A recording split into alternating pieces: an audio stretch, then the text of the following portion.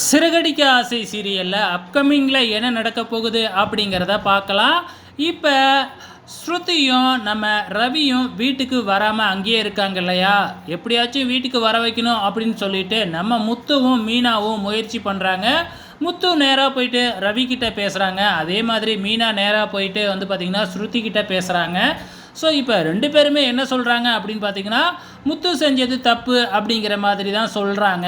மீனா இருந்துக்கிட்டு உங்கள் அப்பா என்னெல்லாம் சொல்லக்கூடாதோ அந்த வார்த்தையெல்லாம் சொல்லி திட்டாரு, என்னைய திருடினாரு, என் குடும்பத்தையே பார்த்திங்கன்னா திருட்டு குடும்பம் அப்படி இப்படின்னு பார்த்திங்கன்னா ரொம்பவுமே அசிங்கமாக பேசிட்டாரு அப்படிங்கிற மாதிரி சொல்கிறாங்க.